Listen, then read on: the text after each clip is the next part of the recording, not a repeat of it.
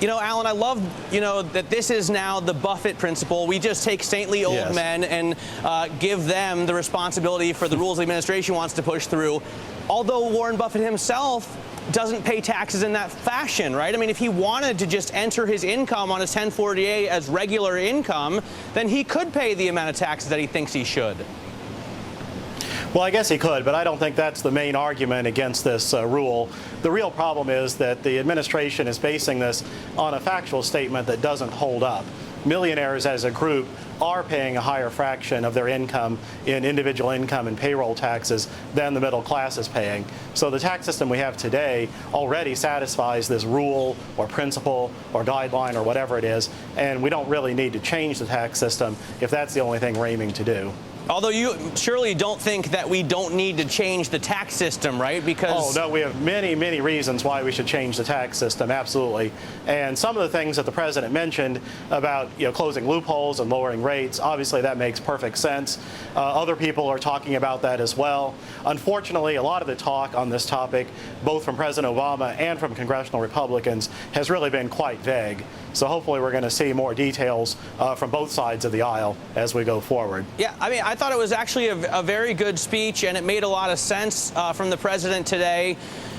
Why don't we try and get, everybody has some skin in the game, no more loopholes and deductions. That way you can flatten out the tax code, you can simplify it, we can raise revenue while lowering. I mean, it just makes sense to everybody. Why doesn't everybody in Washington get together and do it?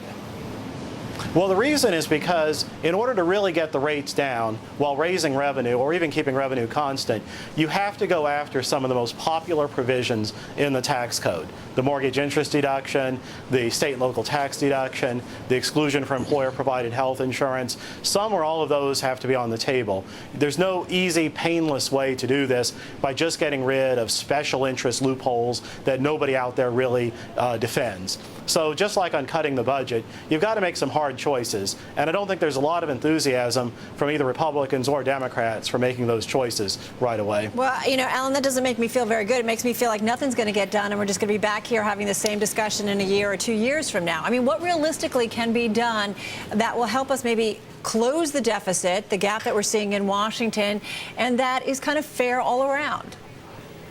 Well, what we have to do is really have a bipartisan compromise that involves both revenue increases and entitlement reductions. Entitlement reductions, especially in Social Security and Medicare. And of course, some of this burden could come from high-income households, but a lot of it is going to come from the middle class, broadly defined. And what we don't really see at this point is a lot of willingness to compromise. The president today really did not put out a very balanced plan. There's very little in the way of entitlement benefit cuts there. And I don't blame him entirely because, of course, the Republicans have made pretty clear that they're not willing to compromise with him. We have presidential candidates getting up on a stage and saying they won't accept a deal that even has $10 of spending cuts and $1 of tax increases. So this type of rigid, hardline stances on both sides really tends to make progress very, very difficult. What do you think, Alan, that we will actually see passed, if anything? I mean, it seems that both sides agree the corporate tax code needs to be revamped and even how it should be revamped. In principle, they agree on that, but even there, the details are going to be tricky. You could see a corporate tax reform. I wouldn't count on it, but it's possible. I think the super committee, when they come up against the November deadline, they're likely to report out a very small agreement that will involve some very modest spending cuts, probably nothing on the revenue side. The spending cuts won't come from entitlements and won't hit the big programs that are really causing the budget imbalance. So I think they'll come in. They won't want to come in with no agreement at all. But it'll be a very small agreement. It won't be enough to head off the entire $1.2 trillion of automatic spending cuts, but maybe head off part of them.